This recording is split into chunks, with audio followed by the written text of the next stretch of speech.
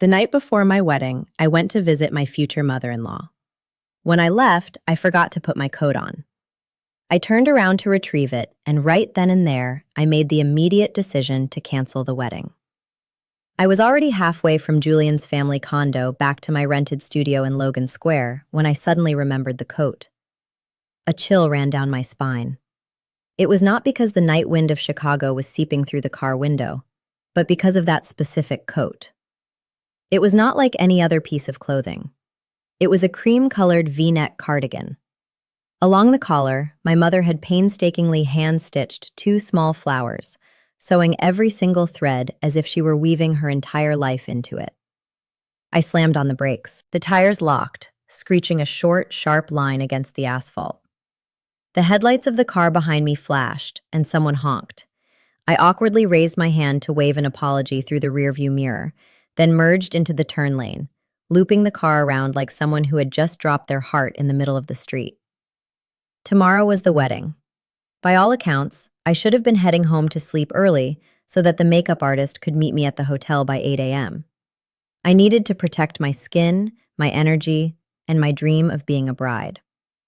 Yet, I was heading back to Julian's place just for a coat.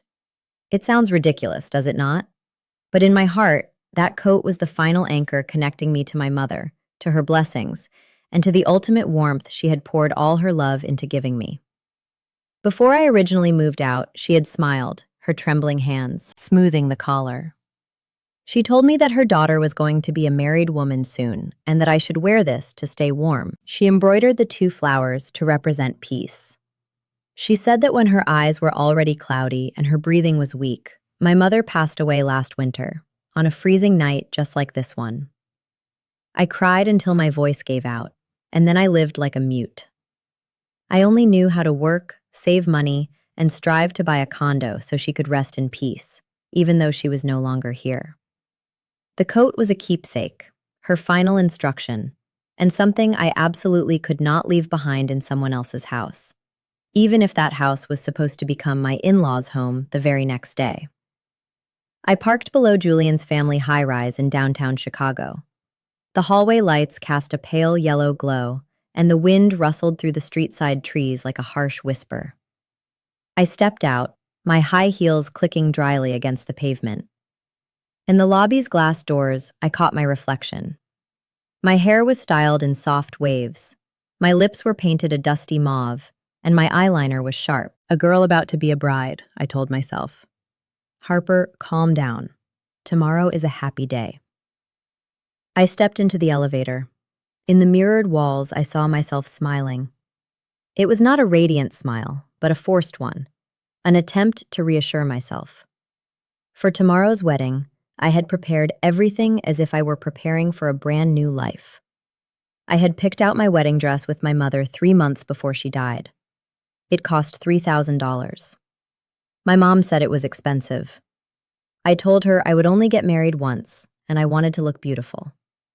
She smiled, her eyes glistening, and said her daughter finally knew how to love herself. Julian had booked the hotel reception venue very early, putting down a deposit to lock it in.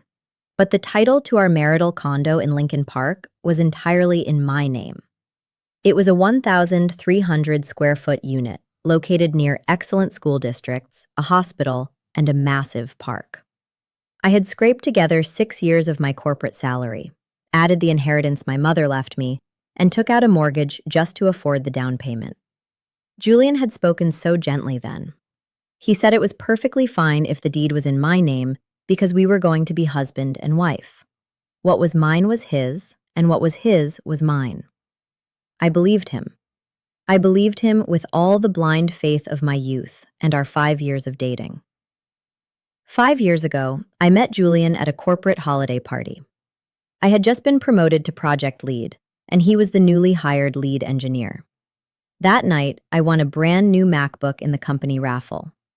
Julian took the initiative to help me carry the box, smiling as he congratulated me. His smile back then was like a spring breeze, softening my guard before I even had a chance to raise it. The first time I met his mother, Eleanor, she held my hands, her voice as sweet as honey. She said she adored me because I looked genuine, hardworking, and didn't wear excessive makeup. She complained that girls nowadays only cared about dressing up and knew nothing about taking care of a family.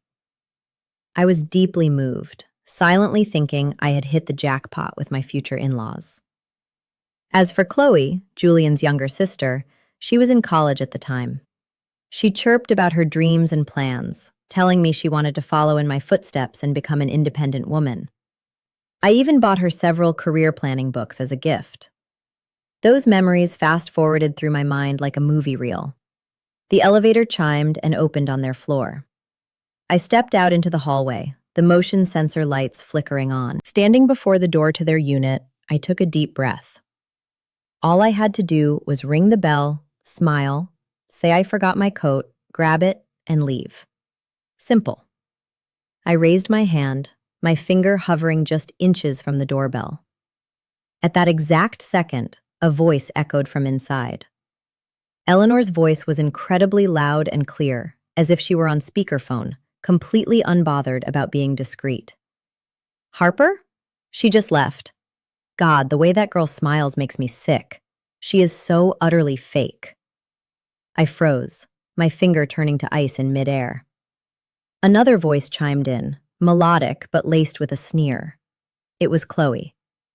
Mom, you are such a good actress. I almost burst out laughing right to her face. I swallowed hard. My back went entirely cold. A meaningless question echoed in my mind. Why would they say that? Inside, Eleanor laughed out loud. The triumphant cackle of someone who had just won a high-stakes poker game. Of course I am acting. If I did not act, how else would we get our hands on that Lincoln Park condo? That place is 1,300 square feet in a prime school district. It is worth at least $800,000, you know. Chloe gasped, sounding as giddy as a child receiving a present.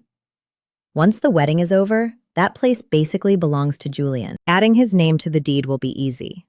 Then we just sell it, and that will be plenty of seed money for his tech startup. Right. Mom? My ears began to ring. My heart pounded so violently it felt like it was going to shatter my rib cage. Add his name to the deed. Sell it. Every word felt like a physical slap. Not to my face, but directly to my dignity. Eleanor kept talking, her tone growing more casual by the second, as if I were nothing but a commodity they were appraising. It is not just the condo. I heard her mother managed to save up quite a nice nest egg before she died. Once they are married, if Julian plays his cards right and coaxes that money into his accounts, I can easily buy you that new car and put a down payment on a place for you, Chloe. I leaned back against the hallway wall. My legs turned to jelly. Cold sweat traced its way down my spine, soaking through my thin blouse like ice water. In my mind, all the sweet words Eleanor had ever spoken morphed into something utterly repulsive. Her kind smiles, her intimate hand-holding, and her claims of treating me like her own daughter instantly dissolved into a cheap, disgusting theatrical play. Inside, the chatter continued.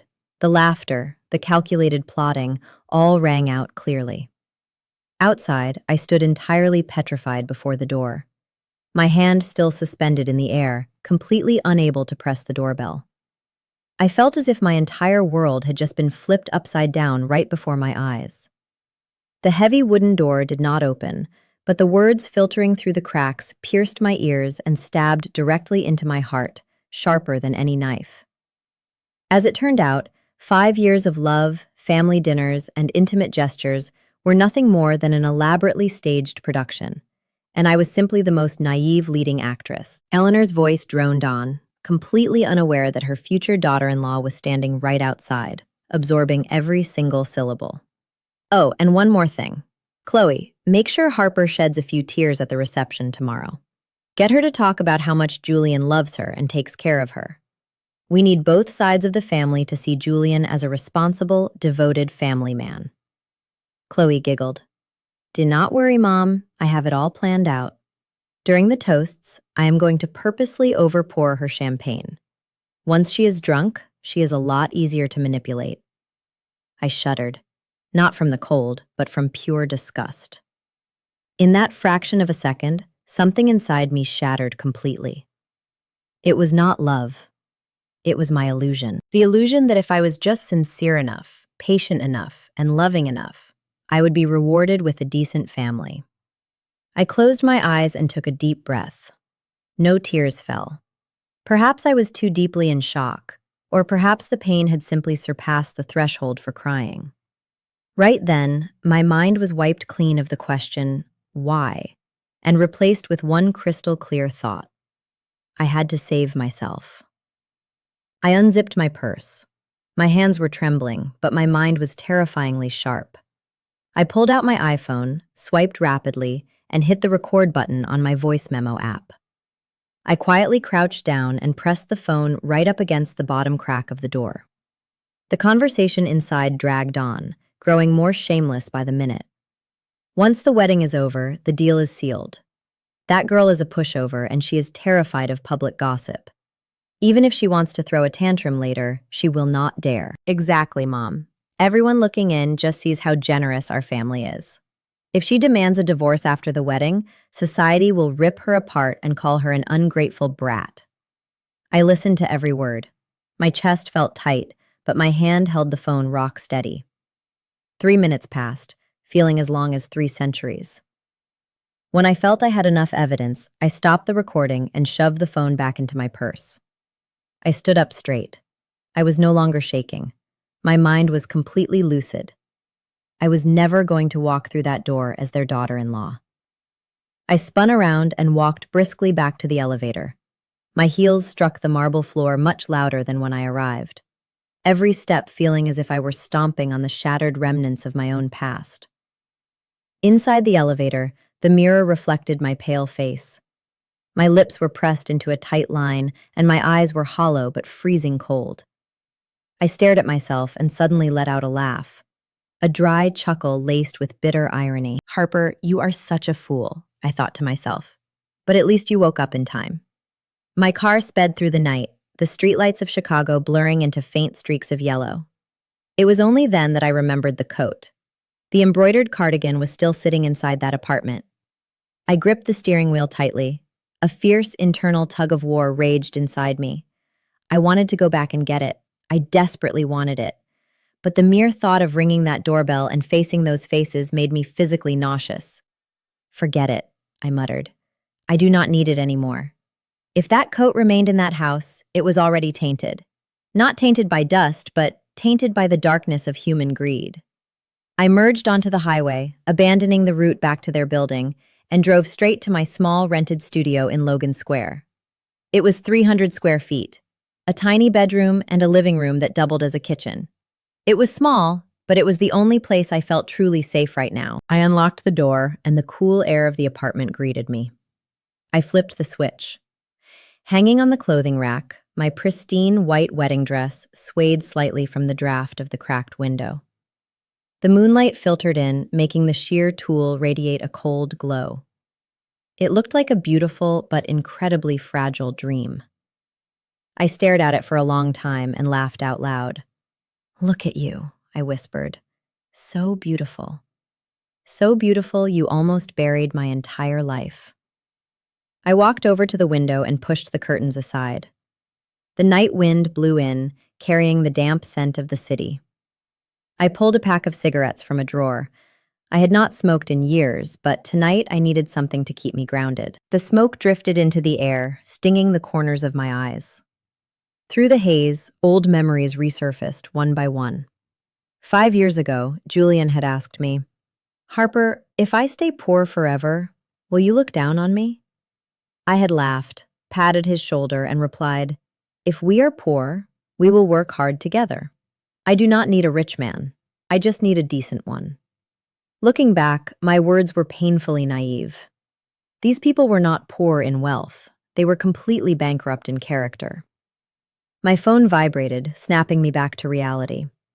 Julian's name flashed on the screen.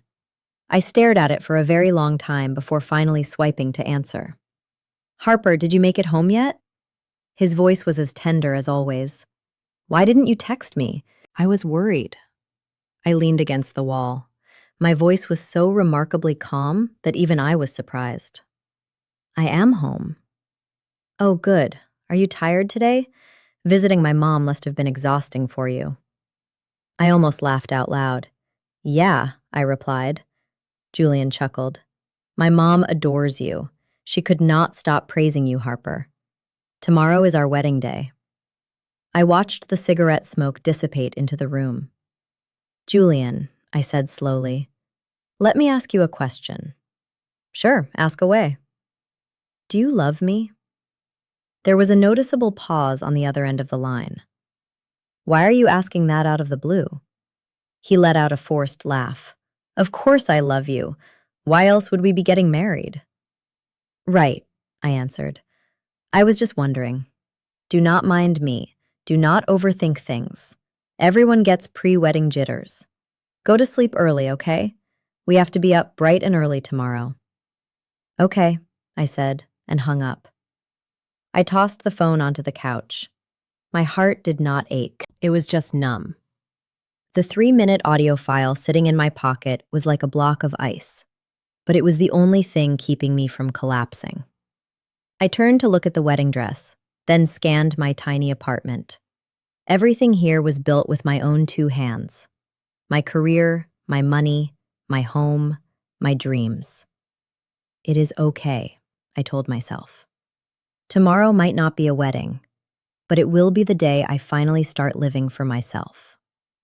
If you, the listeners, are tuning into my story right now, and if you feel any pity for me, please hit the like button and subscribe to keep following my journey.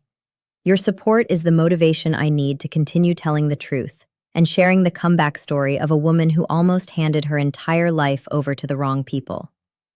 I crushed the cigarette, turned off the lights, and lay down on the bed.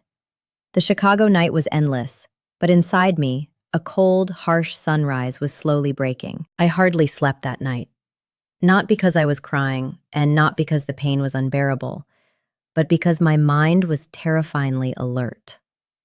Every detail, every sentence, every fake smile from Julian's family played on a loop, like a movie in slow motion that I could not escape. I stared at the familiar ceiling of my studio. The amber streetlights filtered in, and the sounds of traffic outside thinned as the hours passed. I lay there with my hand on my chest, feeling my heart beat. It was strange. My heart was still beating. I was still alive. I simply no longer felt the eager anticipation for tomorrow that I once had. Tomorrow was supposed to be my wedding day. I sat up, switched on the desk lamp, and pulled open the bottom drawer of my wooden desk. Inside was a neatly organized stack of folders. The deed to the Lincoln Park condo in my name, my employment contract, 6 years of pay stubs and W-2s, and a small brown envelope. Inside the envelope was the debit card tied to the inheritance my mother left me. My fingers touched the envelope and trembled slightly. My mother had held my hand, her voice frail but resolute.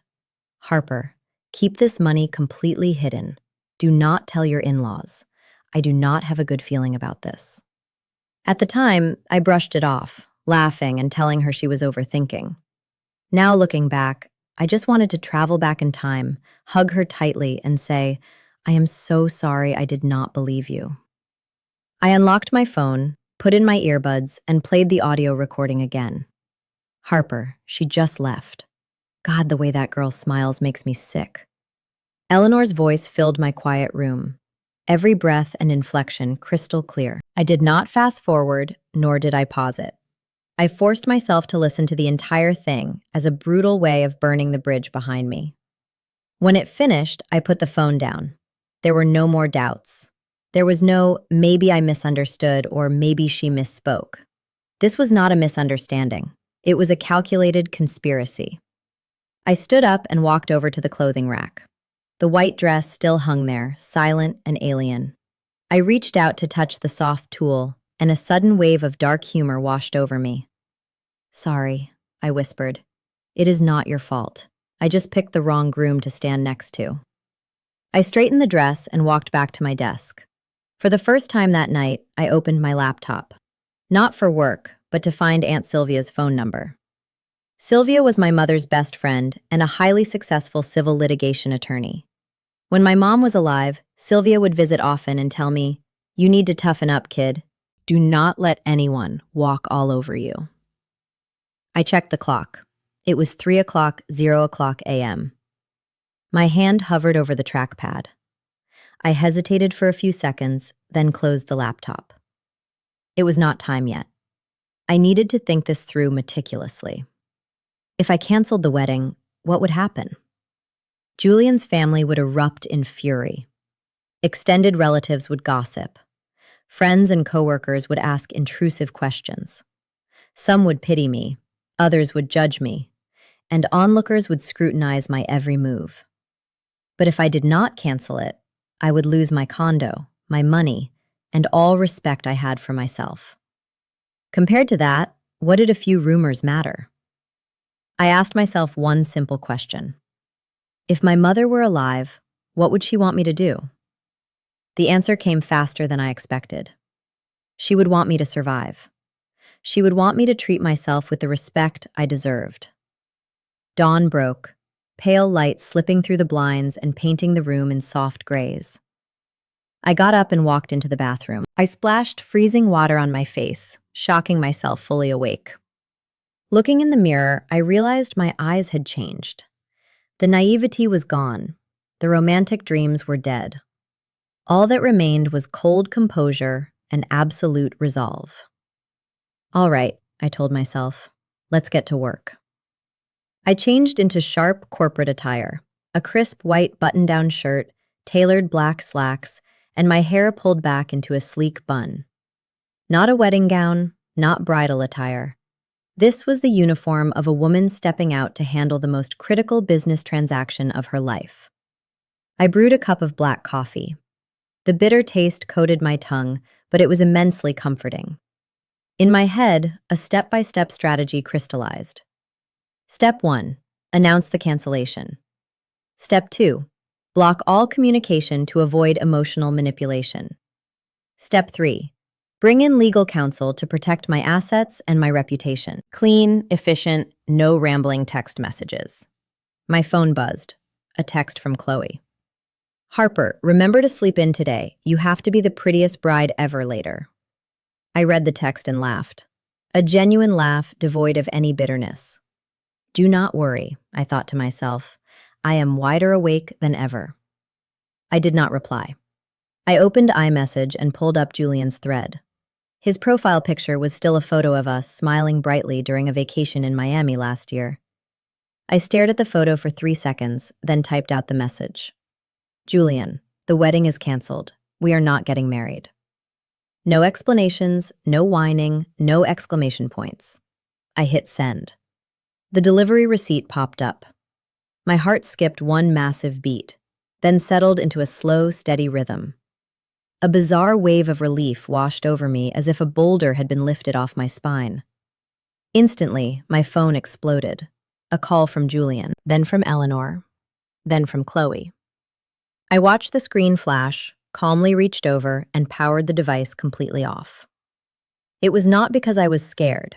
It was because I knew that saying anything to them right now was pointless. Those people did not care about the truth. They only cared about their bottom line. I sat down in my chair and watched the morning sun flood the room. A new day was beginning. It was not my wedding day, but it was the day I took my life back. If you are listening to my story right now, maybe you feel a lump in your throat. Maybe you are angry, or maybe you pity me. But please believe that after sleepless, agonizing nights like these, there is always a brighter path waiting ahead. I took a deep breath, turned my phone back on, and dialed Aunt Sylvia's number. Aunt Sylvia, I said the second she picked up. My voice was raspy but decisive.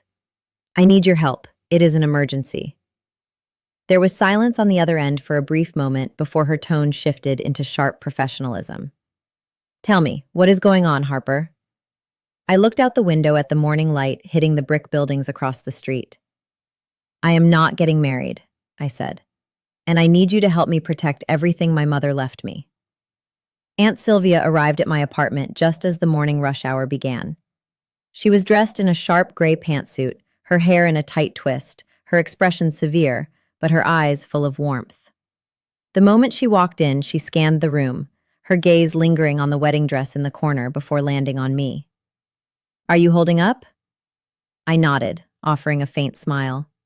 It was not the trembling smile from the night before, but a remarkably steady one. "I am fine. I have never been thinking clearer in my life."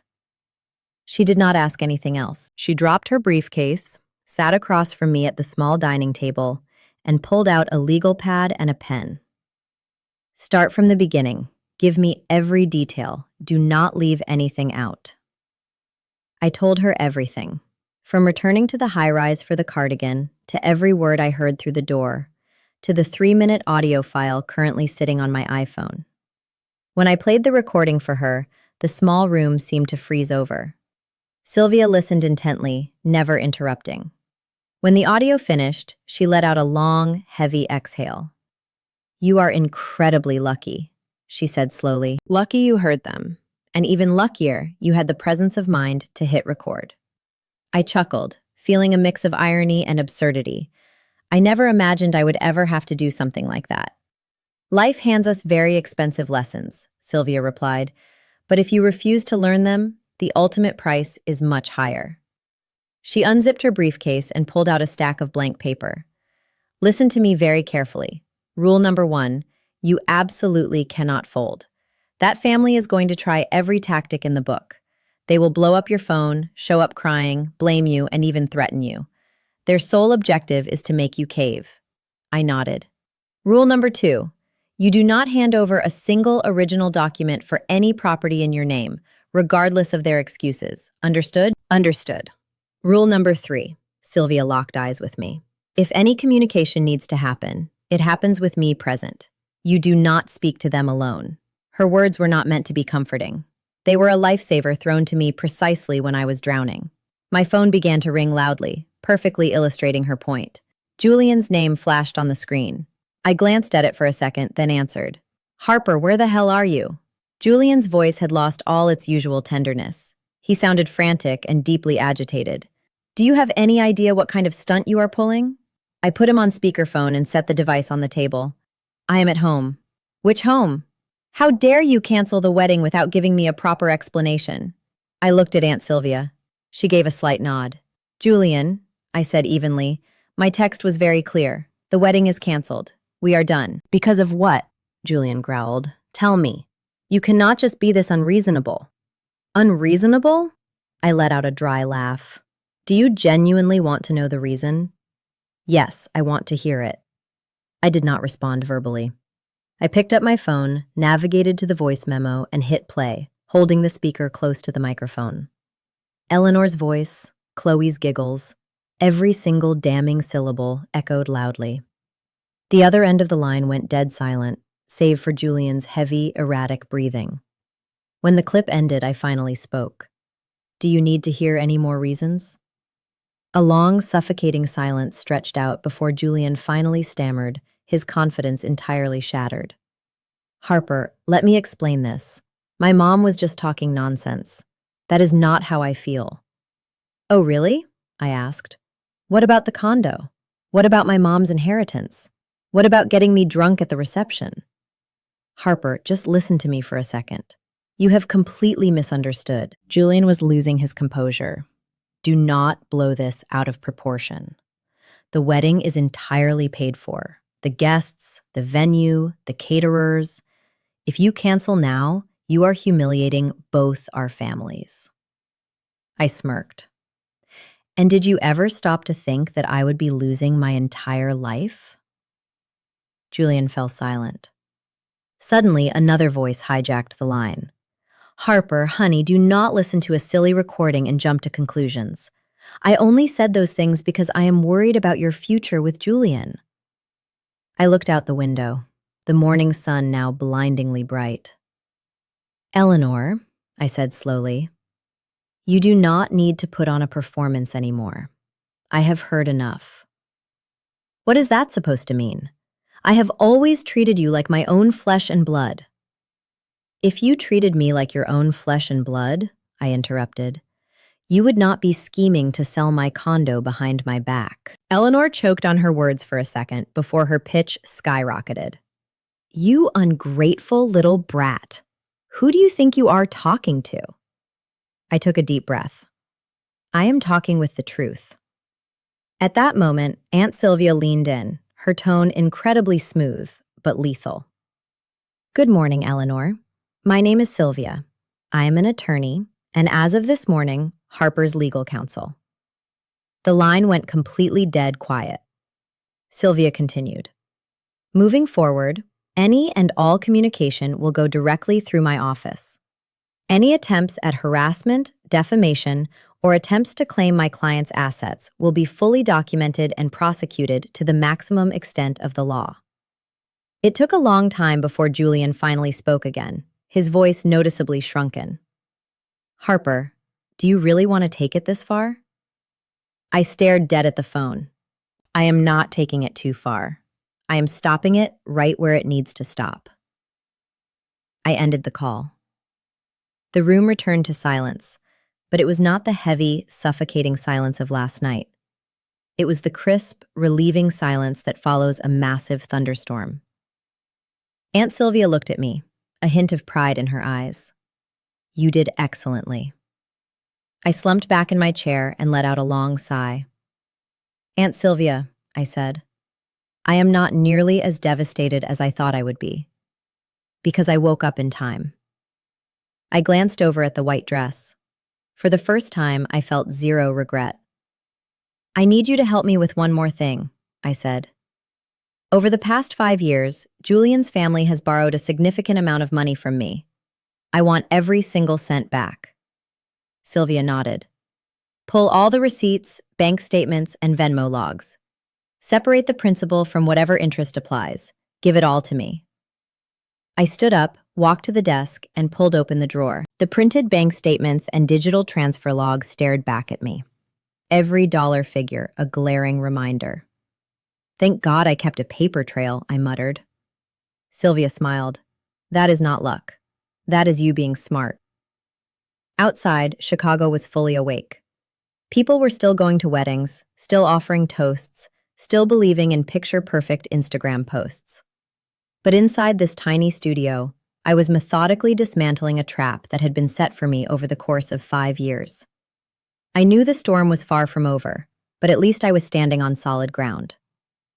Following that morning phone call, my 300-square-foot apartment practically transformed into a legal war room. Sylvia pulled her chair right up to the desk, booted up her laptop, and organized the documents into neat, intimidating stacks. I brewed more coffee, set a mug in front of her, and sat across from her. There was no small talk. We worked like two people solving a complex equation, where the answer was my future peace of mind. Hand over the entire transaction history, Sylvia commanded, her voice firm. The more detailed, the better. I nodded, sliding the file I had prepared over to her. 17 separate transfers. Every single one had an excuse attached. Sometimes their family had an emergency. Sometimes Chloe needed help with her college tuition. Sometimes they needed funds for home repairs or a temporary investment bridge loan. The amounts ranged from $300 to $5,000. The grand total was $30,000. Sylvia read through them meticulously, analyzing the logs like a prosecutor reviewing an indictment. The first transfer, she noted, sent directly to Eleanor's account. Memo line says temporary loan. The second transfer, same account. The third, sent to Chloe's Zelle. I let out a hollow laugh. Back then, I thought it was simple. We were going to be family. They said they were in a tight spot, so I helped. Sylvia looked up at me over her glasses. You were not wrong for helping. You were only wrong for helping people who did not deserve it. Her comment actually made me chuckle a light, unburdened laugh. Maybe it was because, finally, someone was objectively validating my reality. My phone buzzed constantly on the desk. A barrage of texts flooded the screen. Julian, Harper, please just let me explain. Chloe, oh my God, Harper, can we just talk? Why are you blowing this out of proportion? An unknown number called. I stared at it and let it ring. Sylvia glanced at the screen and waved her hand. Do not answer. They are testing the waters to see if you will crack. I muted the phone and flipped it face down. In that exact moment, I found the situation incredibly ironic. Right now, I was supposed to be sitting in a makeup chair, wearing a bridal gown, smiling at wedding guests. Instead, I was tallying up every dollar I had lent out, preparing to legally claw back my dignity. Life truly does not come with a pre-written script. By noon, Sylvia had drafted the official demand letter for repayment. The language was stark, legally binding, and completely devoid of emotion. I read it over once, feeling as though I were reading about a stranger's life. "Sign it," she said. I took the pen and signed my name with absolute authority. The shaky handwriting from my past was completely gone. Done. Sylvia closed the folder. "I will have this served this afternoon. If they have any brains at all, they will settle. If not, we have a bulletproof paper trail." I exhaled deeply. Sylvia, I feel so much lighter because I have finally stopped lying to myself. That afternoon, after Sylvia left, I finally had a moment to myself. The sunlight streamed through the window, spotlighting the wedding dress still hanging in the corner. I stared at it, walked over, and gently ran my hand over the fabric. "I am sorry," I whispered. "It turns out you were never meant for me."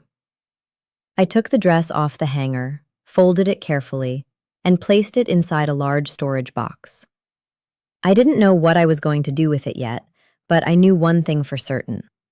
I was never going to wear it to walk into a fraudulent life. My phone vibrated again. This time, Julian was calling from his office line. I watched the caller ID for a second before answering. "Harper." His voice was hoarse. "Do you really want to push things to this extreme?" I leaned back in my chair, completely unbothered. "No, Julian. I just want back what is legally mine. I will pay you back, but please, call off the lawyer. Can we just handle this between us?" I laughed. "Julian, I have talked to you enough over the last 5 years. Harper, think about this. We loved each other for 5 years. You cannot just erase everything because of a few stupid comments." "It was not just a few comments," I replied coldly. "It was the fundamental way you all view me as a target." The line went silent. "I will talk to my mother," he finally offered. "Talk to whoever you want," I said. "But from this second forward, anything regarding my money or my reputation goes through my attorney." I hung up. This time I did not shake. I did not feel pity. I did not hesitate.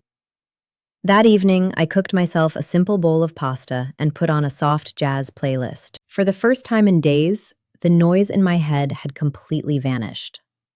I suddenly realized that if this had not happened, I would have spent the rest of my life playing the role of the subservient wife, acting as a personal ATM for my in-laws. The thought made me physically shudder, but then I smiled. I escaped, I told myself.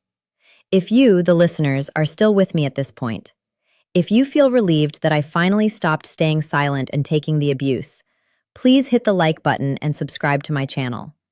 Every bit of your support is a reminder that a woman standing up to protect herself is never truly alone. Night fell, and I opened the window to let the cool Chicago breeze in. For the first time in a week, I slept deeply. I didn't dream of the wedding.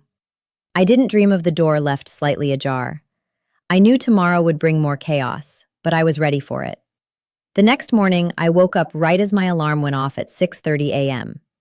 It was my usual time for work. For a fraction of a second, confusion clouded my brain.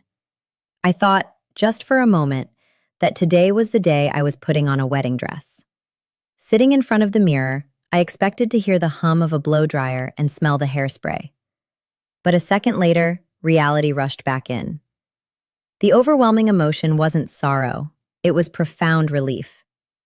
I stretched and opened the blinds. The Chicago sky was a rare, crisp blue. Sunlight hit the brick buildings across the street, projecting a warm, tranquil glow. It was just a normal day, and that utter normalcy made me feel incredibly secure. I got ready for work just like any other Tuesday. A crisp white shirt, tailored black pants, flats. No one knew that today was supposed to be the first day of my honeymoon, and I had absolutely no desire to broadcast it. My private life was going to remain private. Just as I stepped out of my apartment, my phone buzzed. It wasn't Julian. It was an unknown number. I watched the screen for a few seconds, then answered. "Hello, is this Harper?" A gruff, middle-aged man's voice barked through the speaker. "Yes, speaking.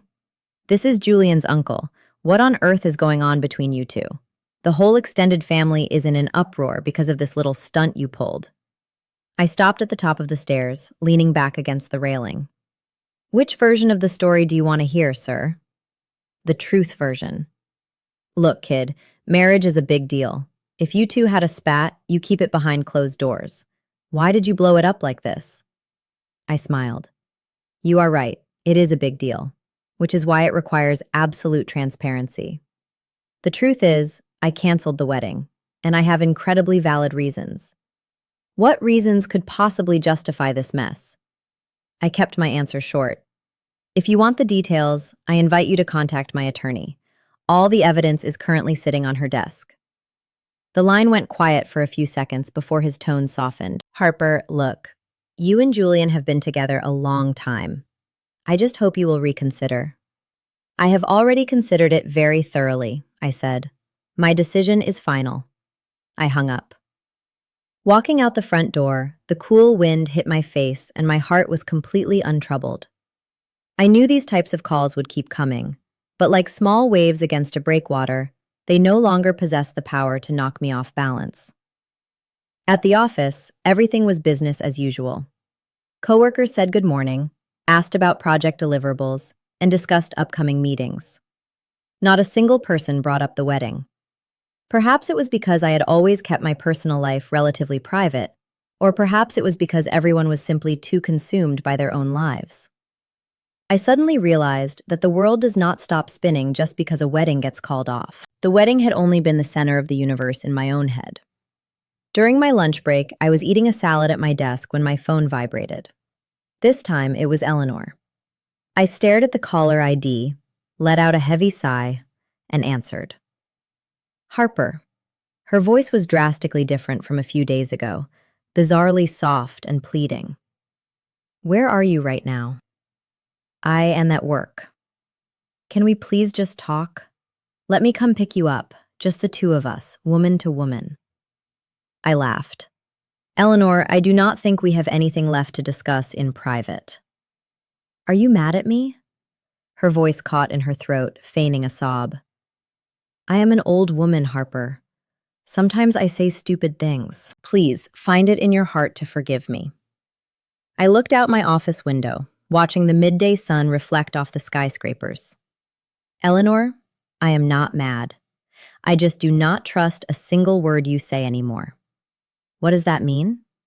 "It means that from now on, you deal directly with my lawyer. I am not interested in hearing any more of your explanations." On the other end, her facade instantly cracked, her tone hardening. "Harper, do not push us into a corner. Our family has a reputation to uphold." I let out a cynical chuckle. "A reputation is not built on lies. A reputation is built on your actions." I hung up and immediately blocked the number. My hands were shaking slightly, but my chest felt incredibly light. It felt as though I had finally deadbolted a door that should have been locked years ago. That afternoon, Sylvia texted me. "They received the demand letter. They are asking to negotiate a settlement." I read the text, pressed my lips together, and replied, "Handle it for me, Sylvia. I am not meeting them in person." Sylvia texted back immediately. "Do not worry. Just focus on living your life." I put my phone away and dove back into my spreadsheets. My mind was no longer plagued by images of Julian or his family. Instead, it was filled with launch dates, deadlines, and the mundane reality of corporate life.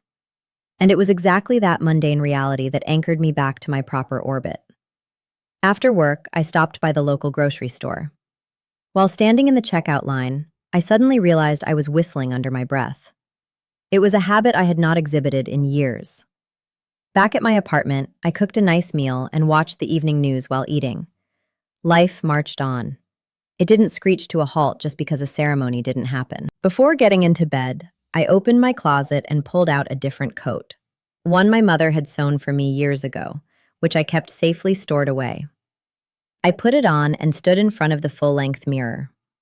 It was a soft beige. The design was simple and the stitching was slightly uneven, but it was incredibly warm. "Mom," I whispered, "I am okay now." In the mirror, the woman staring back at me did not look exhausted or terrified.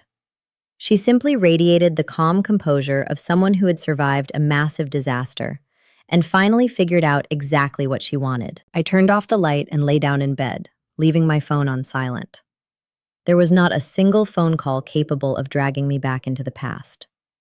The door was locked, and I was the one holding the key.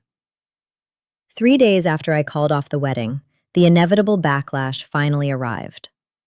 It didn't manifest as a direct confrontation, but rather as toxic gossip creeping through text messages, side eyes, and seemingly innocent questions that were actually as sharp as needles. That morning, as I sat down at my cubicle, the coworker at the adjacent desk leaned over.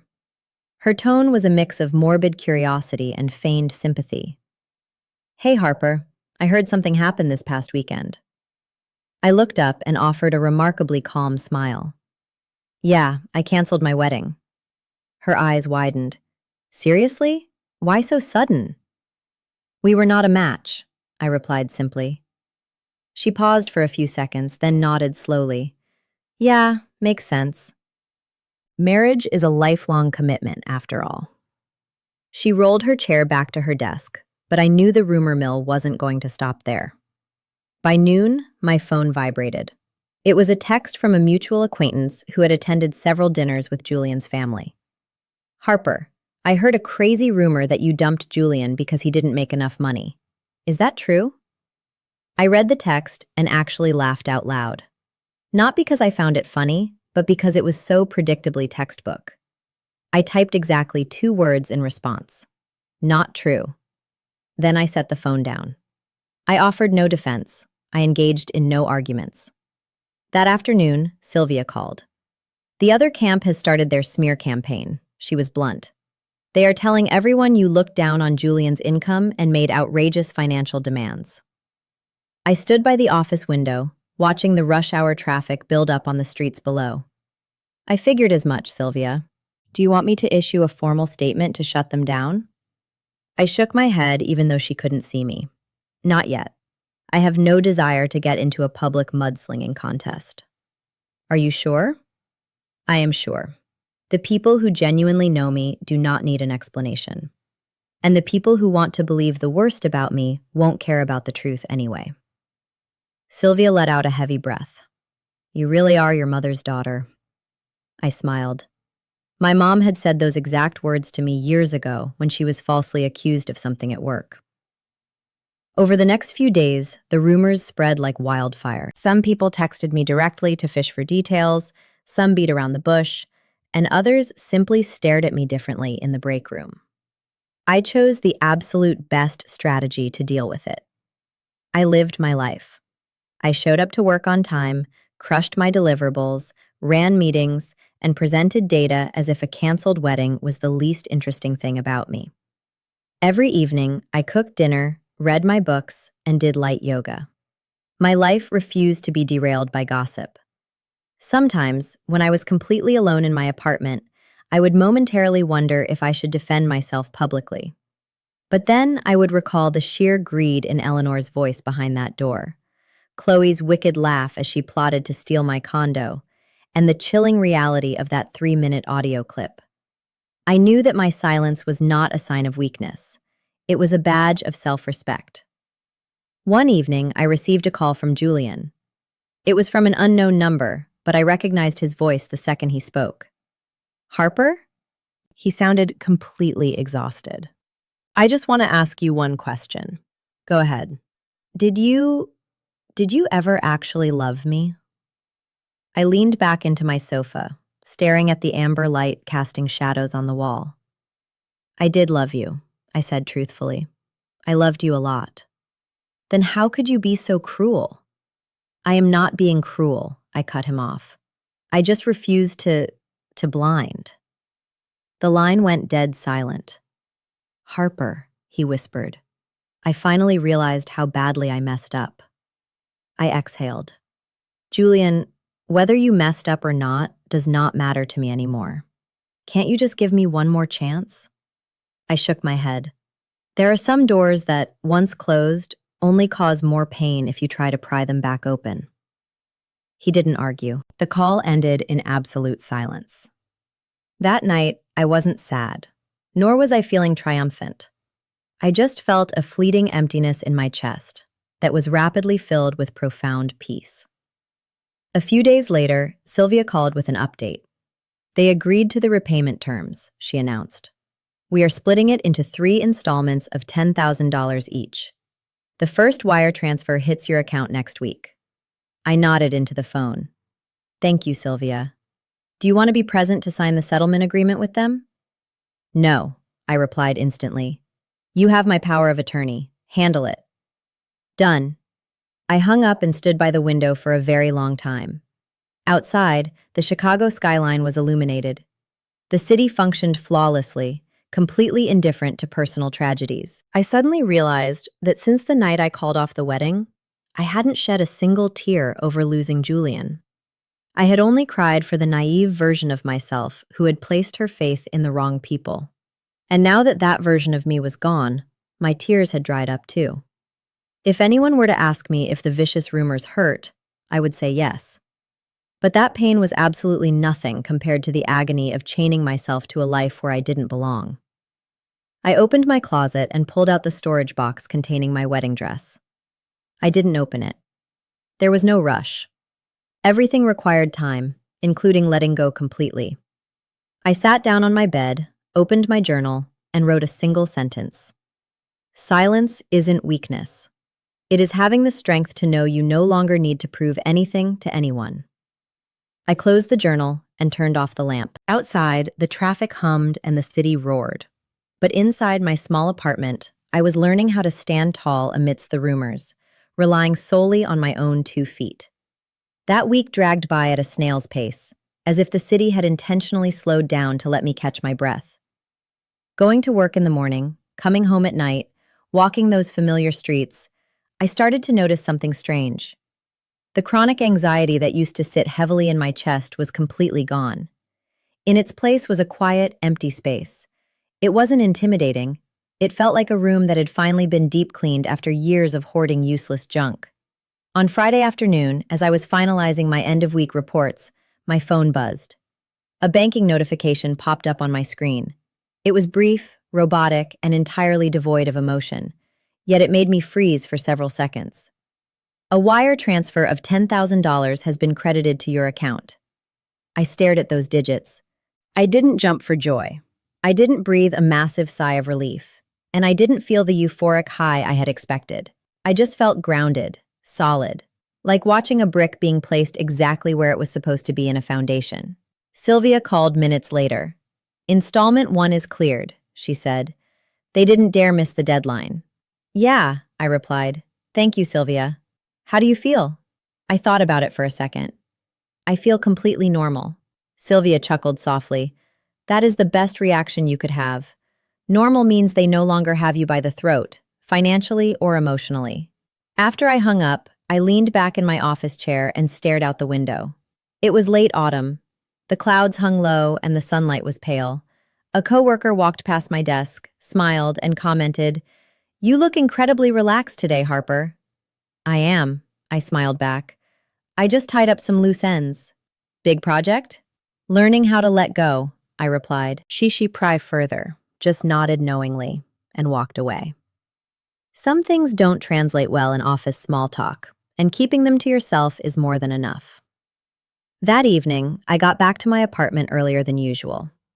Walking through the door, the space greeted me with the familiar sense of wood, clean laundry, and the life I had curated for myself.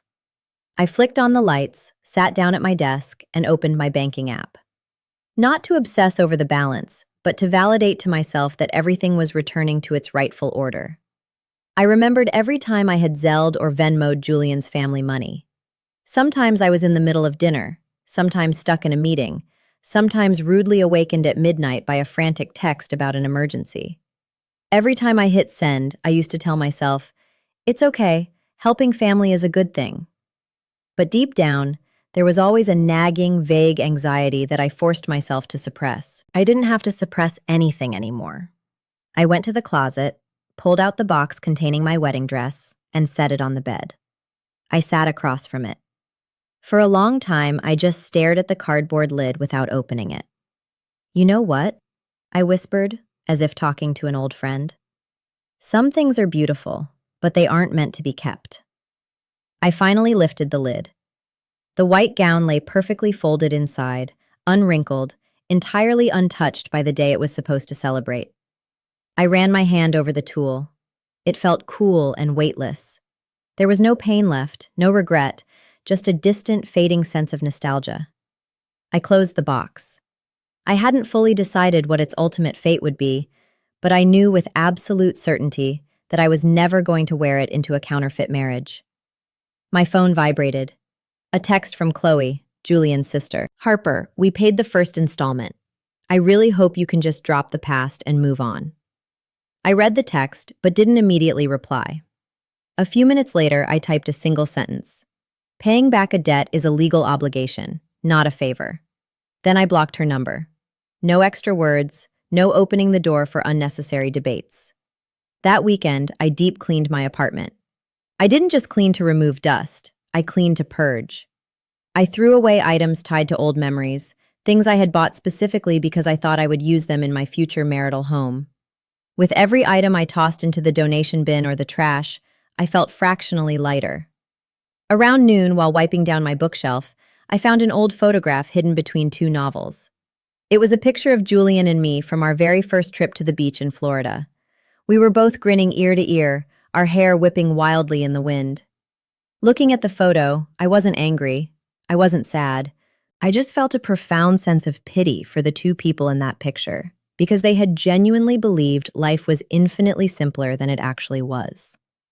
I slipped the photo into a blank envelope and shoved it to the back of my desk drawer. I didn't tear it up or burn it. Memories don't need to be violently destroyed. They just need to be put away. That evening, I sat out on my tiny fire escape balcony with a mug of herbal tea.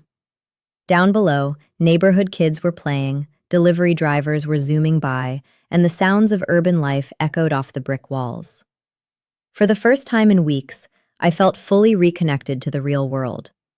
I was no longer trapped in the purgatory between what was and what should have been. I thought about my mother.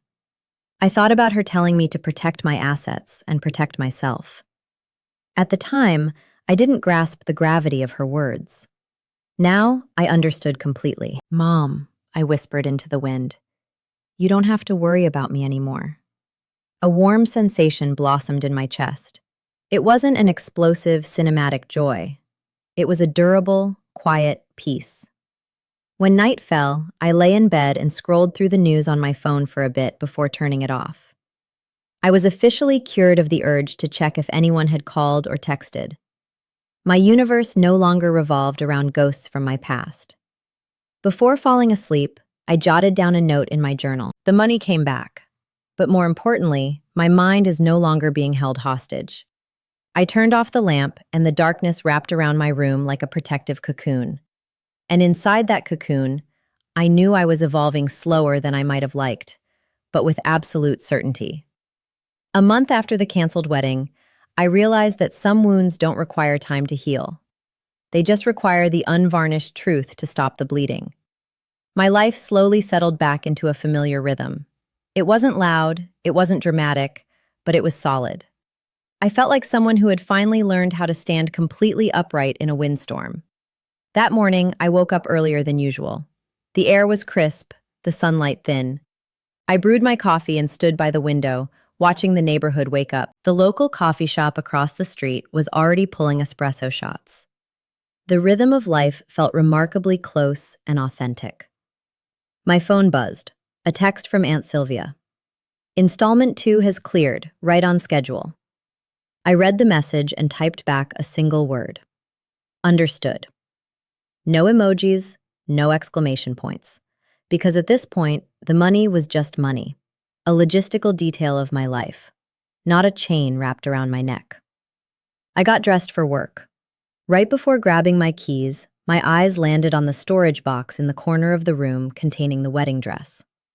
It had sat there for nearly a month, silent, like a question waiting to be answered. I paused for a moment, then grabbed my purse and left. Today, I had more pressing matters to attend to. During my lunch break, I received a call back from a local Chicago charity. They specialized in collecting donated wedding gowns to give to women from underprivileged backgrounds who couldn't afford a dress for their big day. The woman on the phone was incredibly sweet and didn't pry into my reasons. I ended the call and sat in silence for a minute. I knew it was time. When I got off work, I rushed back to my apartment, grabbed the box, and set it on the dining table. This time, I opened it with zero hesitation.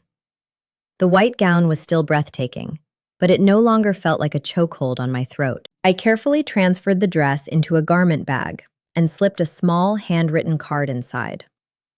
My handwriting was neat and deliberate. This is a brand new dress.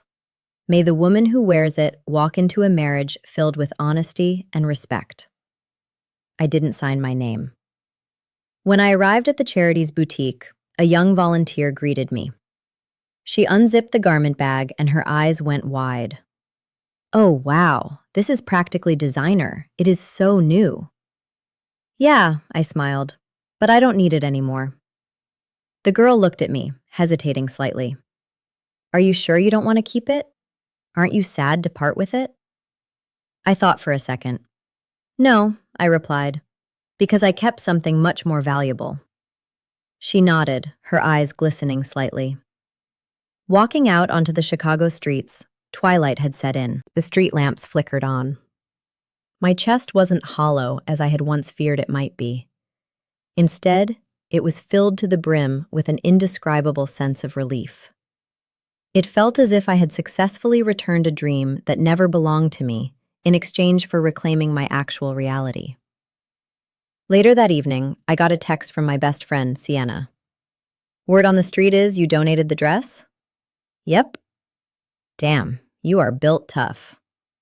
I laughed and texted back, "It's not about being tough. It's about refusing to drag around dead weight." Sienna sent a laughing emoji.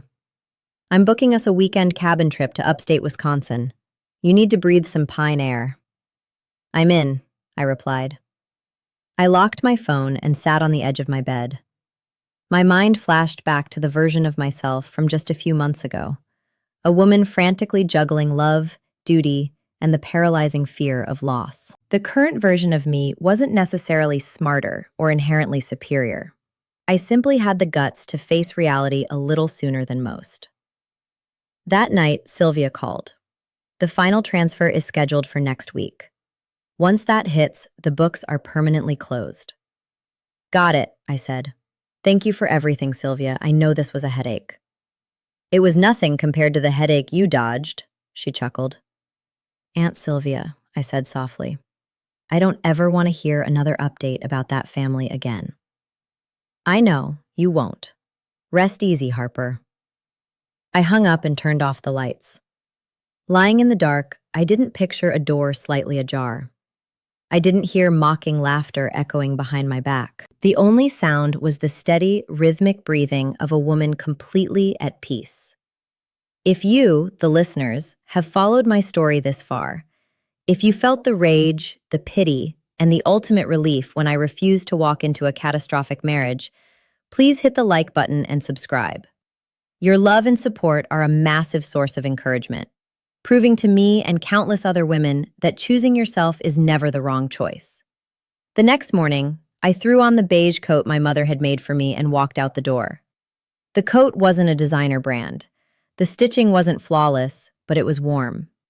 My mom used to say, "Just live with integrity and the universe will take care of the rest." I believed her. I didn't become a bride. I didn't get the lavish reception. I didn't walk down an aisle in a white dress. But I stepped over a far more important threshold in my life. A threshold where I stopped handing over the keys to my happiness to anyone else. And looking back, I am profoundly grateful. Grateful for that freezing night before the wedding. Grateful for the door left slightly ajar. Grateful for the 3-minute audio recording. Because without those things, I would have paid for that mistake with the rest of my life. After the wedding dress left my apartment, my life didn't feel vacant like people assumed it would. Instead, it filled up with tangible, concrete goals. Perhaps, freed from the mental taxation of navigating a nebulous marriage, I could finally see exactly how straight my own path was. On a Monday morning, I walked into the main boardroom at my company carrying a thick stack of reports. The massive Q4 project I was leading had been in the works for 3 months. Previously, while planning the wedding, I had actually considered handing the presentation over to Julian, thinking that since we were going to be husband and wife, letting him take the credit would help his career and our family. Thinking about that now just made me smile. My director looked around the table. "Harper, the floor is yours." "Thank you," I replied. Standing in front of the projector, clicking through the metrics, charts, and forecasts I had painstakingly built, I felt an intense wave of belonging. This was my stage. I didn't need a professional makeup artist, and I didn't need a bridal gown. I just needed my focus and my competence. I delivered the presentation flawlessly, without a single stutter. I fielded rapid-fire questions from the VP with ease. As the meeting wrapped up, the director pulled me aside. "Exceptional work today, Harper." I smiled. "I'm just doing my job." During lunch, while eating in the break room, a senior colleague randomly brought it up. "Harper, I heard you went through a pretty rough patch recently." I put my fork down, looked her in the eye, and offered a gentle smile. It wasn't exactly a rough patch. It was just me hitting the brakes before I drove off a cliff. She stared at me for a moment, then nodded in respect. Knowing when to walk away takes a lot of guts. I realized then that not everyone was out to judge me. When people see you standing firm, they instinctively offer respect. That afternoon, Sylvia texted. "The final installment cleared. The matter is officially closed." I read the text. I didn't feel anxious. I didn't feel excited. I just felt weightless. "Thank you, Sylvia." That evening, I called someone I hadn't spoken to in a while, Mrs. Jenkins, my mother's old neighbor. "Hello, Mrs. Jenkins? It's Harper." "Oh, Harper, honey, it's been so long. How are you doing?" "I'm doing well. I just wanted to ask, did my mom leave any boxes in your storage unit before she passed?" Mrs. Jenkins paused. "Actually, yes. She gave me a canvas tote bag to hold on to. I've kept it safe." "Thank you," I whispered, my throat tightening. That weekend, I drove out to the old apartment complex where I grew up. The neighborhood was exactly the same, though the corner bodega had a new awning. Mrs. Jenkins handed me the faded green canvas bag. Inside were a few old photo albums, a worn leather notebook, and a thin envelope. I opened the notebook. My mother's familiar cursive slanted across the page. "Harper, my sweet girl, if you are reading this, it means I am no longer with you. Do not be sad. I only want one thing for you. Treat yourself with the utmost respect. Always." I stood in the parking lot for a long time. Her words didn't preach sacrifice. They didn't preach endurance. They taught me the only lesson that mattered. Be fiercely loyal to yourself. On the drive back to the city, I stopped at my condo in Lincoln Park. The 1,300 square foot unit had never been stepped in by my ex-fiance's family. It smelled of fresh paint, sunshine, and absolute silence. I unlocked the door, stood in the middle of the massive living room, and burst out laughing. "Well, at least you didn't lose the real estate," I joked to myself aloud. That night, I called Sienna. "I am officially moving into the Lincoln Park condo this weekend." "Shut up. Seriously?" "Never been more serious. I'll bring the wine and the drill," she promised. My first night in the condo, I slept on an air mattress on the living room floor. No real bed yet. High ceilings, soft amber lighting. For the first time in my life, I realized that the future didn't need to be painted with the brush of marriage. It could begin right here, in an empty apartment with one woman and an infinite amount of freedom. The next morning, my banking app notified me again. "A wire transfer of $10,000 has been credited to your account. The final installment." I stared at it, then swiped it away. It was over. No more ties, no more baggage. I brewed some coffee and stood on my private balcony, watching the Chicago skyline wake up. My mind is completely clear of what ifs. There was only the concrete realization that I had made the absolute right choice. I might not have had a fairy tale wedding, but I had a wide open life where I never had to bow my head to buy a fake sense of security. I grabbed my mom's beige coat, walked out, and locked the door behind me. The deadbolt clicked into place, sharp, metallic, and definitive. It was the final period at the end of a very long chapter. Walking down the hall, I knew the path ahead wasn't guaranteed to be paradise. But it was a path I had chosen all by myself. Living in the Lincoln Park condo for about 2 weeks, I slowly acclimated to the sensation of existing alone in a space significantly larger than my old studio. Every morning, sunlight poured through the floor-to-ceiling windows, casting long, serene shadows across the hardwood floors. There were no more urgent texts, no more manipulative check-ins, and absolutely no feeling of needing to report my whereabouts to anyone. The first few nights, I slept lightly, not from anxiety, but because my nervous system was still recalibrating to complete autonomy. But soon enough, I was sleeping like a rock. A deep sleep, unbothered by nightmares of slamming doors or the greedy eyes of people scheming behind my back. Mornings meant making French press coffee, cracking the balcony door, and taking a deep breath. The city was loud and relentless, but inside these walls, I had a monopoly on the quiet. At the corporate office, people had entirely moved on. The canceled wedding was yesterday's news. The chatter revolved around Q1 projections, performance reviews, and weekend plans. It reinforced the blunt truth. The world doesn't halt for your personal tragedies, and it certainly doesn't halt for someone else's happiness. One afternoon, my director called me into his office. "Harper," he began, leaning back in his chair, "the executive board is considering putting you in charge of a completely new vertical. The stress will double, but the compensation and equity will match it." I sat up perfectly straight. "Are you asking if I am ready?" I am ready," I replied without missing a beat.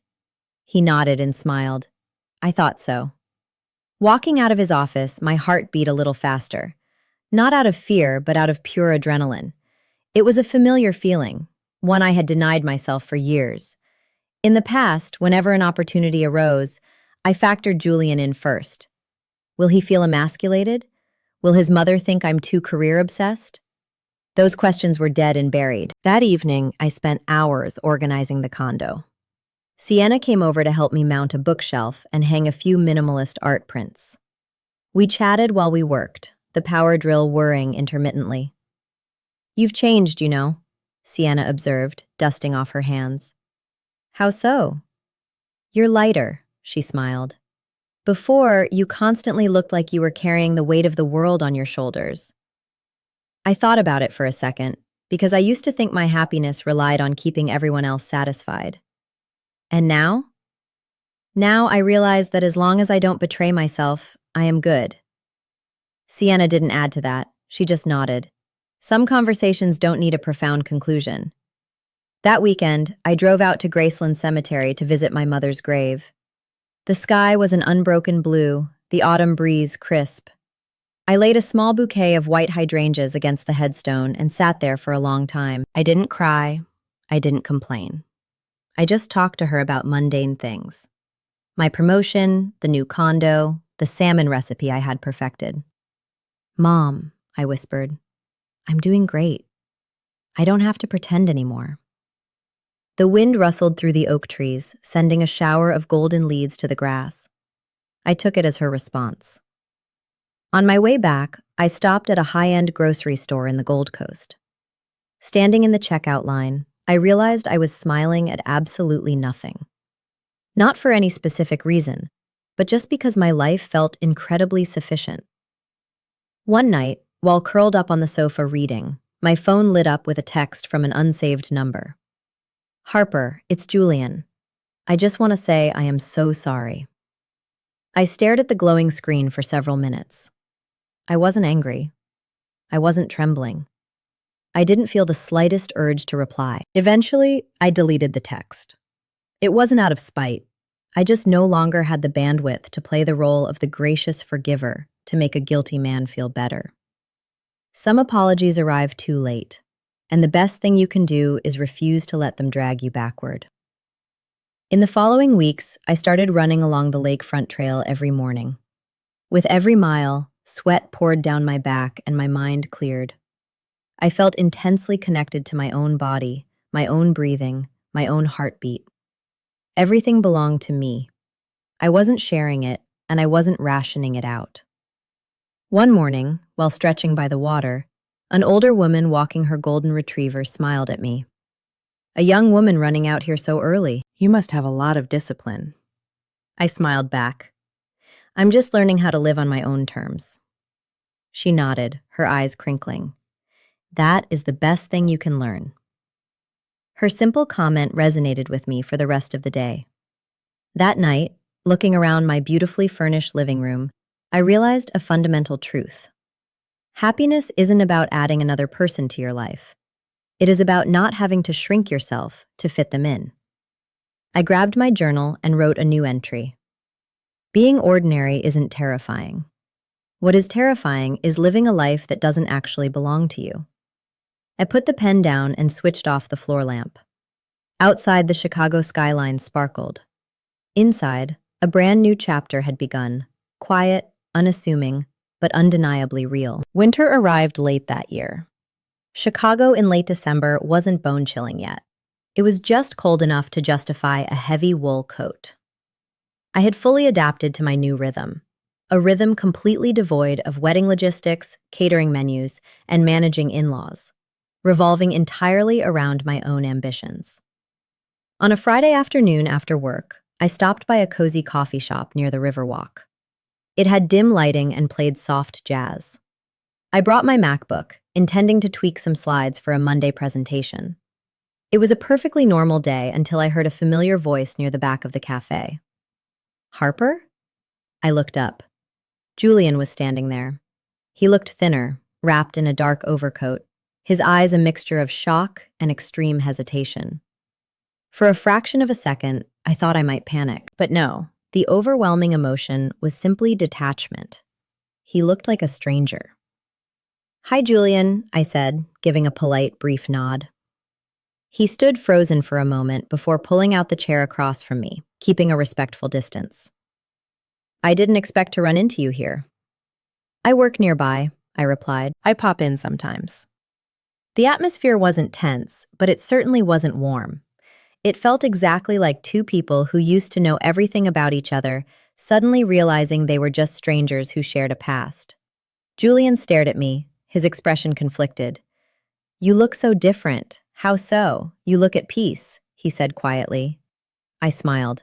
"Probably because I'm not playing defense anymore." He looked down, tracing the rim of his coffee cup. "I've been doing a lot of thinking."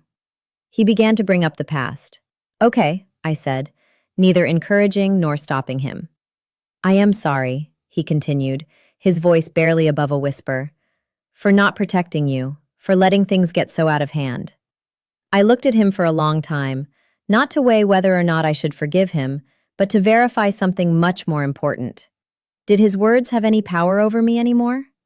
"Julian," I said methodically, "you apologizing is your right. Whether I need to hear it or not is mine." He looked up, visibly flustered. "I'm not asking for you back. I just needed to say it out loud." "I understand," I nodded, "and I heard you." In that exact moment, I realized I was no longer waiting for a flawless explanation, nor did I need a cinematic closure. Some relationships die not because the love runs out, but because the capacity to trust runs dry. Julian sat in silence for a while before asking, "Are you happy?" I didn't need to think about it. "I'm good," I answered, and for me, that is more than enough. He gave a sad, resigned smile. "I'm glad to hear that." We didn't say much else. No reminiscing, no accusations, no empty promises to stay in touch. When I packed up my laptop and stood to leave, he didn't try to stop me. We each walked out to our separate lives, and this time, it was truly separate. Stepping out onto Wacker Drive, the icy wind bit at my collar. I pulled my coat tighter and walked slowly down the sidewalk. My heart wasn't turbulent. It wasn't empty. It just felt as though I had finally completed a circle I never actively tried to draw. That weekend, Sienna dragged me to a photography exhibit downtown. The gallery featured raw, gritty portraits of city life. Standing in front of a black and white photo of a middle-aged woman eating alone at a diner window, Sienna bumped my shoulder. "Do you ever get scared of being lonely?" she asked. I shook my head. "I'm way more scared of living a lie." Sienna laughed and linked her arm through mine. "Fair enough." When I got home, I opened my old journal and flipped through the entries from the past few months. I could literally track my own evolution from the shaky, terrified handwriting filled with questions to the sharp, definitive statements of the present. I grabbed a pen and added one more line. "Boundaries are the only things that keep you tethered to yourself." The following day, HR sent me the official offer letter for the new director role. The responsibilities were massive. The pressure would be intense, but I wasn't afraid. Because now I knew that no matter what happened, I had the spine to stand on my own 2 feet. That night, I called Aunt Sylvia. "Sylvia, everything is finally, officially done." "I know," she laughed. "I can hear it in your voice." "Hear what?" "The sound of a woman who has established her borders." I smiled at the phone. After we hung up, I walked out onto my balcony and looked at the sprawling Chicago grid. Every lit window was a different life, a different set of choices. I didn't know exactly what my future held, but I knew that from this day forward, anyone who wanted a place in my life would have to respect the borders I had drawn, not to keep people out, but to ensure I treated myself right. As the new year rolled in, I realized I had completely lost the habit of asking the universe, "Why did this happen to me?" That question used to haunt my every waking hour right after the wedding fell apart, stuck in my brain like a splinter I couldn't extract. But one day, while running my usual route through the park, feeling my breathing synchronize and the sweat pooling on my back, I had an epiphany.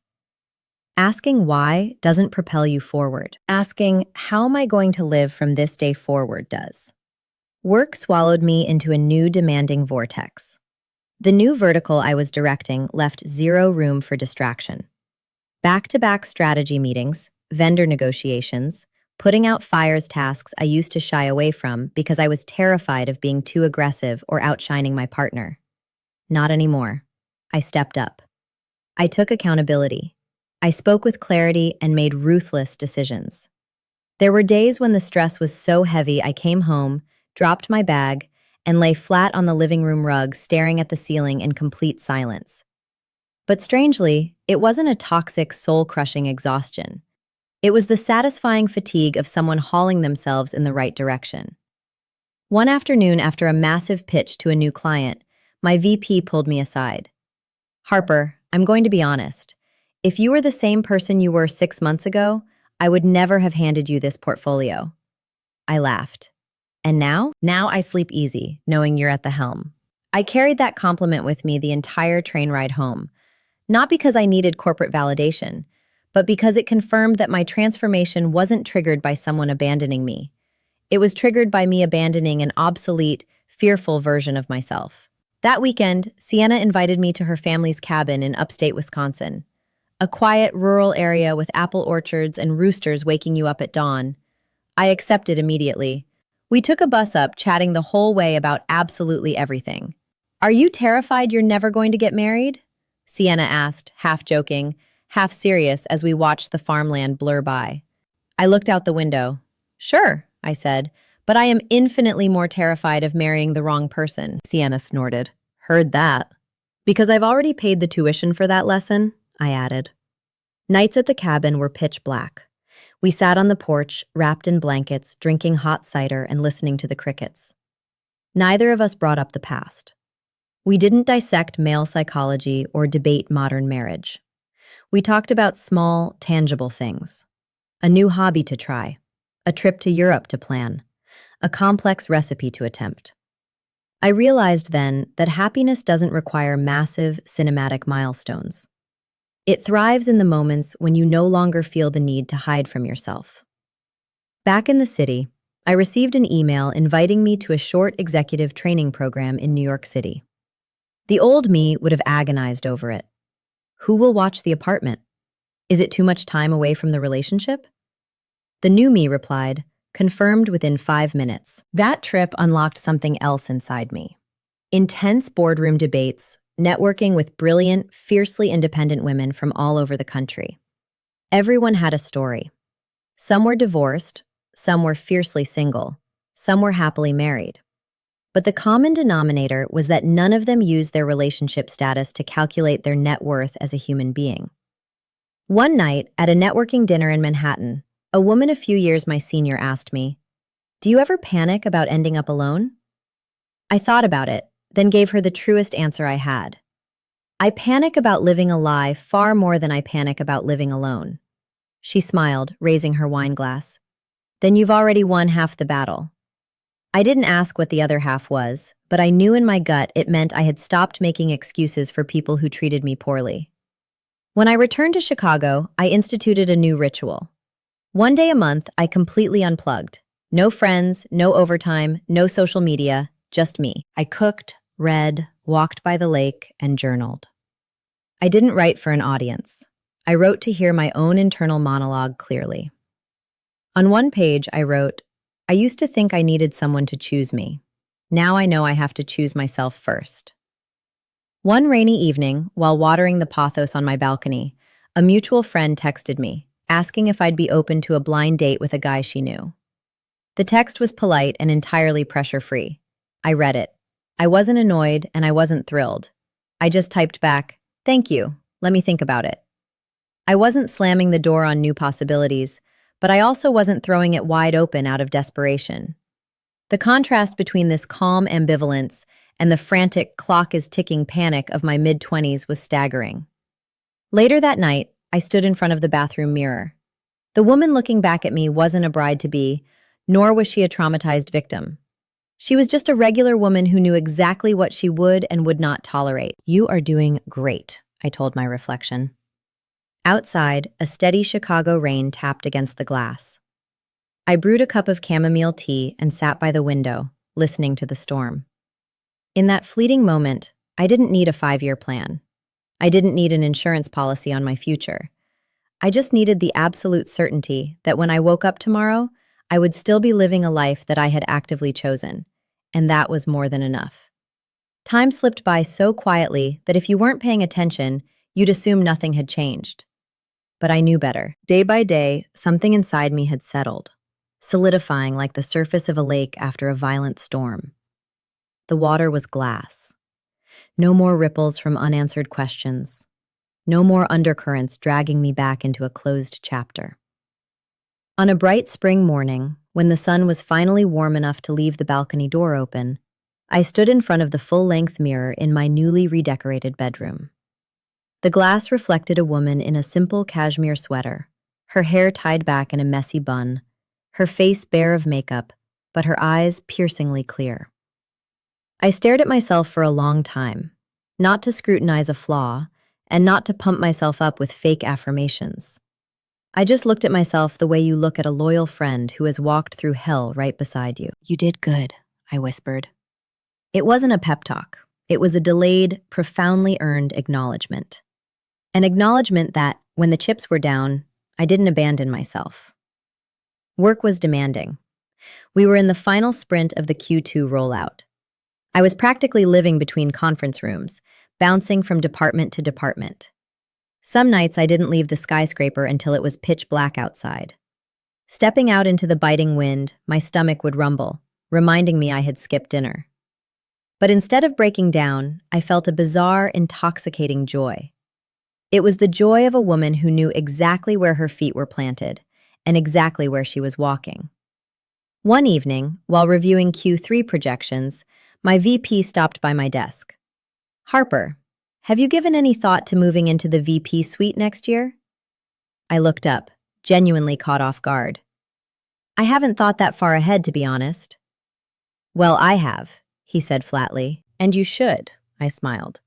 Not out of arrogance, but out of the sheer realization that, for the first time in years, Someone was evaluating my worth based entirely on my intellect and grit, entirely divorced from my potential to be a good wife or a compliant daughter-in-law. That night, I went home and whipped up a simple dinner. While waiting for the water to boil, I scrolled through my phone's camera roll. I passed by old photos I once swore I'd never have the stomach to look at again. But as I looked at them now, my chest didn't ache. They just felt incredibly distant, like looking at a map of a town I used to live in. I felt a wave of gratitude. Grateful because that town had taught me brutal lessons, and even more grateful because I had packed up and moved out. The following weekend, I joined a 5K charity run organized by a group of women I had recently befriended.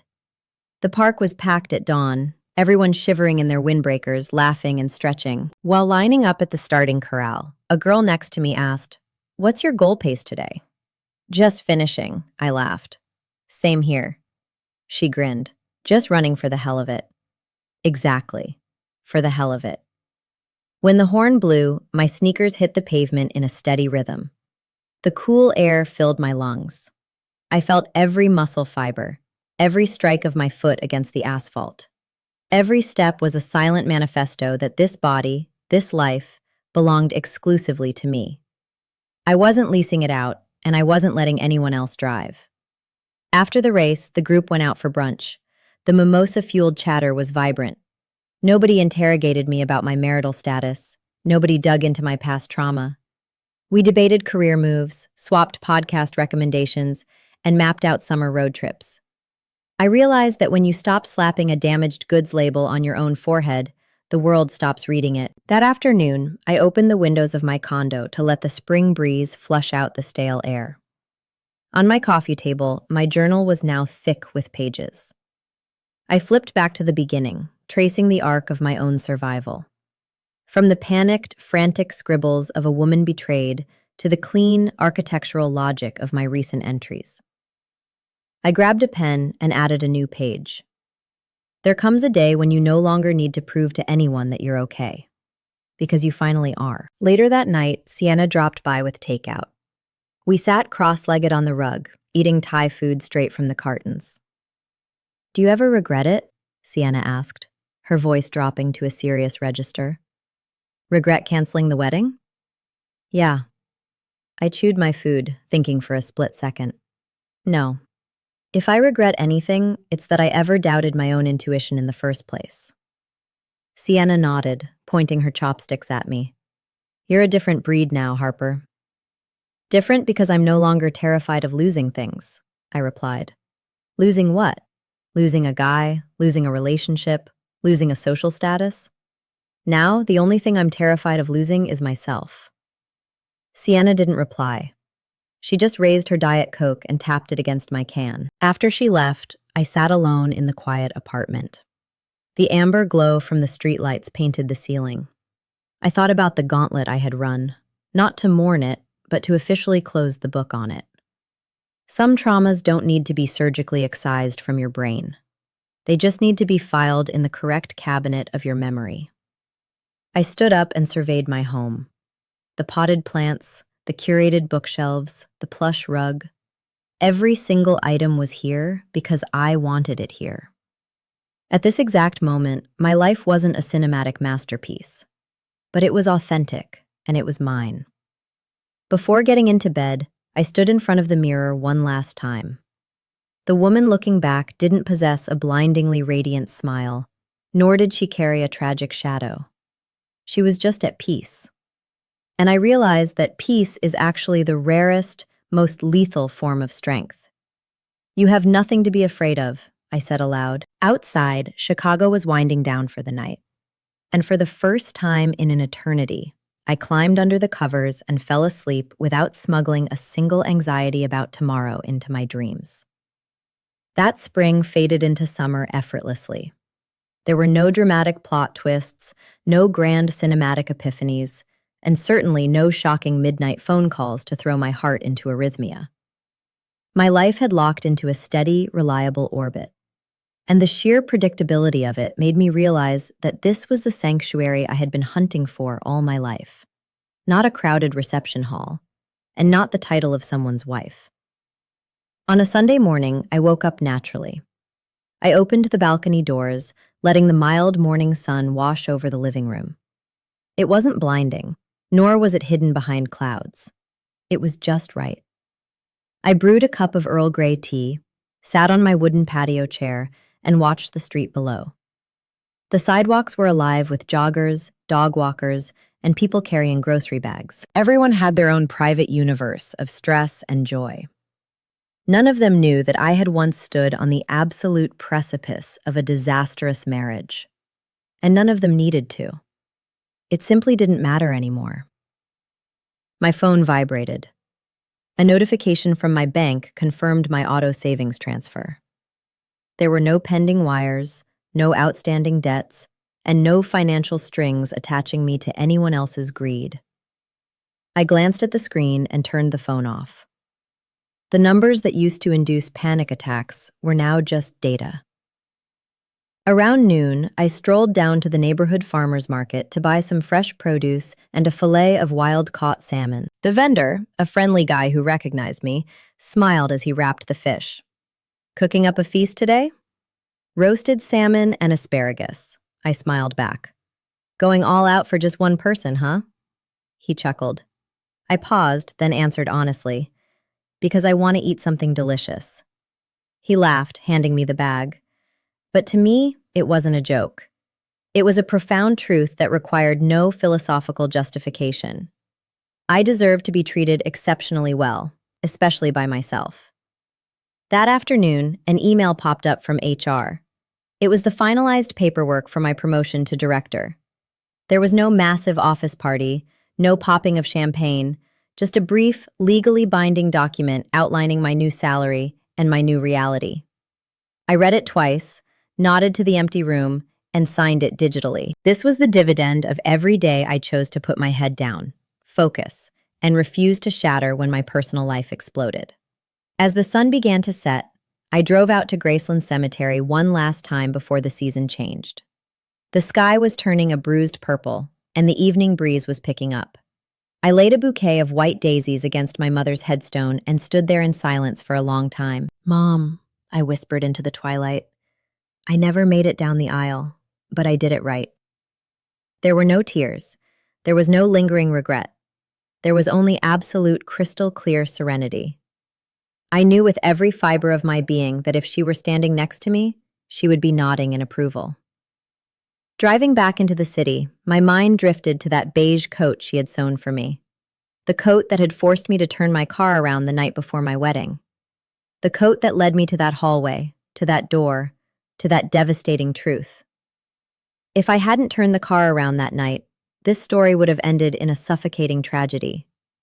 Thinking about it, a small smile played on my lips. Sometimes, the things we perceive as our greatest, most heartbreaking losses are actually the universe violently pulling us out of the line of fire. When I got back to the condo, I opened my closet and pulled that beige cardigan off the hanger. I slipped it on. The stitching was still slightly crooked. The color was still muted, but it was incredibly warm. I stood in front of the mirror and looked at the woman in the reflection. She wasn't a blushing bride-to-be, nor was she a traumatized survivor. She was just me, whole, complete. Night fell over Chicago. The skyscrapers lit up, piercing the darkness. I dimmed the lamps in my living room and sat by the window. My mind was completely empty of what-ifs. I no longer spent a single second visualizing alternate timelines or phantom lives, because the reality I was living in right now was spectacular. I thought about the thousands of women out there who might be standing right where I stood, paralyzed on the threshold of a marriage, torn between keeping the peace and keeping their soul intact. I want to tell them that calling off a wedding is not a failure.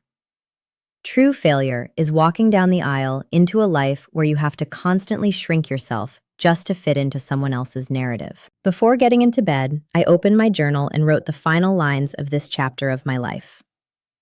There was a time when I thought happiness was being chosen by someone else. Now I know that true happiness is having the courage to choose yourself. I closed the book and switched off the lamp. The darkness wasn't intimidating anymore. It was just the quiet, necessary pause before the dawn of a brand new day. My story ends here. It doesn't end with a wedding, and it doesn't end with some dramatic, vengeful triumph. It ends with a woman who knows exactly who she is, exactly what she wants, and exactly what she will never tolerate again. The story of how I canceled my wedding the night before and salvaged my own life is not just a personal diary entry.